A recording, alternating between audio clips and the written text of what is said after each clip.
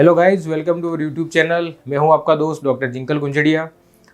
तो दोस्तों, आज ऐसे ही एक इंटरेस्टिंग केस है हमारे पास, जो विजय गामित है, जिनकी उम्र है 31 ईयर। और मेन चीज़ उनकी ऐसा है कि उनको इतनी हाई डेंसिटी से उनके जो बाल है फिर भी उनको ट्रांसप्लांट करना है, और इस खूबसूरती में कई सारे राज छुपे हुए हैं। तो विजय जी, क्या है फिर प्लान आपका आज? सर, ये ओरिजिनल बाल नहीं है। ओके। ये मेरा हेयर पैच है। ओके, हेयर जिससे पैच। मैं बहुत तंग आ गया हूँ। ओके, और ये आप कितने टाइम से पहनते हो ये इसको मैं चीज़? 2 साल से यूज कर रहा हूँ। तो विजय जी ने जैसे बोला कि ये 2 साल से ये चीज़ यूज़ कर रहे हैं, और आप देख सकते हो कि उनकी जो कंडीशन थी क्या है, उसके बारे में मैं आपको इस वीडियो में पूरा डिस्कशन करूंगा। तो विजय जी, आपकी ये जो कंडीशन देख के तो लग रहा है ये चीज़ आपको पहनने का रीज़न क्या था और क्यों पहना आपने? देखिए सर, इसको मैंने 2 साल पहले ओके। चालू किया था। बराबर। तब मेरा थोड़ा सा बालनेस था यहाँ पे। बराबर। तो मैंने यूट्यूब पे और कुछ फ्रेंड्स को पूछ के थोड़ा सजेस्ट लिया। ओके। तो ये सबसे सस्ता रास्ता मुझे यही लगा। ओके, तो उस टाइम पे आपने सर्च करके यही चीज़, तो आपने हाँ, बाकी के तेल वगैरह भी यूज़ नहीं किए थे क्या पहले तेल कुछ? वगैरह मैंने बहुत सारे ओके। यूज किए, आयुर्वेदिक वगैरह सब में गया, लेकिन उससे बहुत सारे रिएक्शन वगैरह भी बहुत हुए। बराबर। तो उसके बाद में फिर आपने ये कंटिन्यू पिछले 2 साल से 2 आपने साल से मैंने पैच पहना था। तो उस टाइम पे आपको ऐसा कहाँ तक का गंजापन था आपको जो बालों में था मुझे वो? ये थोड़ा आगे में ही था, ज्यादा नहीं आगे था। में ही था। जी। ओके, तो ये निकलने का रीज़न क्या है आपका? सर, इसको लगा के अच्छा तो लग रहा था, लेकिन उससे मैं बहुत परेशान हो गया था। ओके। इससे हर महीने मुझे जाना पड़ता है जहाँ से मैंने लगाया है। और ओके। खुजली वगैरह बहुत आता है। बराबर। और बहुत ज्यादा तंग हो गया था। तो इसके बारे में थोड़ा बहुत किस तरीके से क्या रहता है, उनका मेंटेनेंस क्या रहता है, और इसका लगाने का जो जो प्रोसीजर रहता है, उसके बाद आपको क्या फीलिंग्स होती है, उसके रिगार्डिंग आप कुछ बता पाओगे मुझे? जी, इसको हाँ। लगा के मुझे हर महीने जहाँ पे किया था वहाँ पे जाना पड़ता है। वहाँ पे 500 300 to 500 वहाँ पे कॉस्टिंग रहता है। ओके, तो ये वीक की कॉस्ट कितनी रहेगी अप्रोक्स, जो आपने हर साल चेंज करनी रहती है कि फिर आपने हर 6-6 महीने में चेंज करना नहीं, रहता है? वो लोग 8 से 1 साल का टाइम देते हैं। मतलब ओके। 8 महीने से 1 साल का टाइम ड्यूरेशन रहता तो है। फिर आपको इतना अच्छा था, तो फिर ट्रांसप्लांट में क्यों आप इसको आगे बढ़ना चाहते हो आप? वो मेरा पहले बालनेस बहुत कम था। ओके। इसको 2 साल से यूज कर रहा हूँ। बराबर। मेरा बालनेस बहुत ज्यादा तक आ गया है। ओके, तो 2 साल में ये पैच पहनने के बाद आपको बाल्डनेस बढ़ गया है। जी। और मुझे दिख रहा है कि आपकी आगे की स्किन में भी ये लगाने के बाद थोड़ा एकदम यहाँ पे रेडिश पना भी यहाँ पे डेवलप हो चुका है। तो ये पहले था कि फिर ये जो पैच लगाने के बाद यहाँ पे हुआ ये था? पैच लगाने के बाद ही ओके, तो पहले कुछ आपको डेंड्रफ वगैरह कुछ भी था ही नहीं यहाँ पे? नहीं। ओके, तो जैसे आपने सुना कि जैसे विजय जी ने बताया कि ये जो वीक है वो पहनने के बाद उनको कई सारे टाइप की दिक्कतें हुए, जैसे उनको खुजली आना, उसको हर महीने उनको मेंटेनेंस करना। तो ये सब उनकी अप्रोक्स कॉस्ट कितनी थी? आपने जो किया, जो 2 साल में उनका कितना खर्चा आया है आपको अब तक का? ये 12,000 का था और हर महीने का 500 रुपये सर्विस। ओके, मीन्स के 1 साल में आपने कम से कम उसका 20,000 जितना तो ओवरऑल खर्चा कर दिया है। बराबर।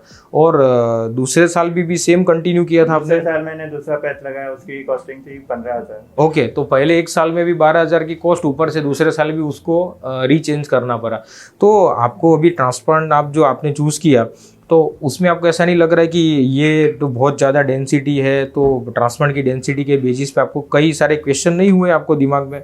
नहीं हुए, लेकिन ये एक टेम्पररी सॉल्यूशन है और ओके। मेरी एज के हिसाब से मुझे परमानेंट सॉल्यूशन चाहिए। तो आप देखिए कि जैसे विजय जी ने बताया कि इस छोटी उम्र में उन्होंने ग्रेड 2 to 3 बाल्डनेस के बेसिस पे उन्होंने एक वीक पहन के उनके सामने उन्होंने 2 साल की पूरी जर्नी मेरे को बताई, उसका मेंटेनेंस सेशन कितना होता है उनका, उसका खर्चा से, और वो तंग आ चुके हैं कि हर 10 दिन में, हर 15 दिन में उनको कटिंग करने के लिए उनको गम लगाया जाता है, उनको वापस बाल्ड किया जाता है। तो ये सब चीज़ों की वजह से उन्होंने डिसीजन लिया कि सर मुझे अभी ट्रांसप्लांट करना है।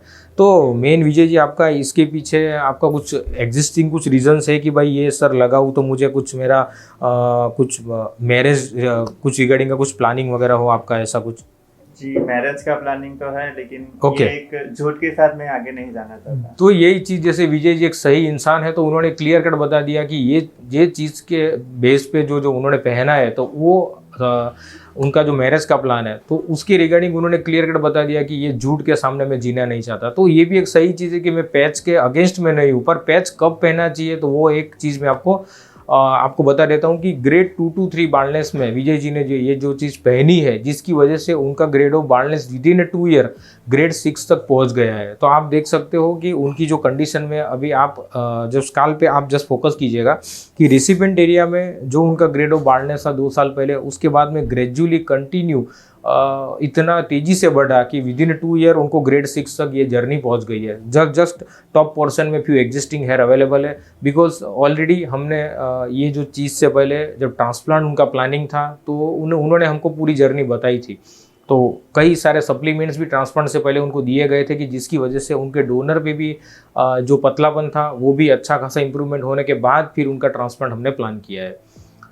और इसकी रिगार्डिंग विजय जी, आपका फ्यूचरिस्टिक आप ट्रांसप्लांट के बारे में आप पूरा जानते हो, तो जैसे ही आपने एक छोटी उम्र में आपने पैच पहना तो आप जैसे एक यंग कमर्स हो, ऐसे ही कई लोग जिन्होंने अभी पैच पहना है, तो उनके बारे में आपको आपका एक राय चाहिए कि वो पहनना चाहिए, कब पहनना चाहिए, वो मैं आपको बताऊंगा, पर आपको क्या सजेशन देना है उनको? जी, मैं तो ये बोलूँगा कि कम एज में जो मैंने गलती की वो कोई भी ना करे। हाँ। अपने डॉक्टर से कंसल्ट करके बहुत सारी ट्रीटमेंट है, उसको जानिए और करके देखिए। ओके, तो जैसे विजय जी ने बोला कि कम उम्र में पैच मत पहनिए, मेरा एक ही आपको सजेशन रहेगा, बिकॉज उसकी वजह से ट्रैक्शन एलोपेशिया होता है, जिसकी वजह से डोनर भी आपका अच्छा खासा पतलापन हो जाता है, और रही बात रेसिपेंट एरिया, वो ऑलमोस्ट ख़राब करके रख देता है, और ऊपर से उसकी वजह से वहाँ पे जो ट्रांसप्लांटेड हमको करना रहता है फ्यूचर में, तो वहाँ पे टोटल एक तो रेडिश टाइप का स्ट्रक्चर डेवलप हो जाता है, और कई बार आप देख सकते हो उनके फ्रंट में उसकी वजह से एलर्जिकल सिम्टम डेवलप हो रहे हैं, उनको छोटे छोटे दाने जैसे डेवलप हो जाते हैं, और ये सब मेंटेनेंस की वजह से आपको पैच पहनना हो सके तो छोटी उम्र में अवॉइड करना चाहिए। तो दोस्तों, ये सब थी उनकी पूरी जर्नी 2 साल की। तो आज उनका ट्रांसप्लांट है, उनका हमने एक प्लानिंग किया है कि भाई टोटल 3500 प्लस ग्राफ का प्लानिंग है, इट कैन बी एक्सटेंडेड, ज़्यादा भी हो सकता है, पर ये एक चीज़ का अभी का एक प्लानिंग है उनका। आप देख सकते हो कि 31 ईयर की एज में उनका टेम्पल भी क्रिएशन करना पड़ रहा है, बिकॉज कंटिन्यू रेजर का और कंटिन्यू ब्लेड का यूज़ करने की वजह से उनका पूरा एरिया में अच्छा खासा नुकसान हुआ है।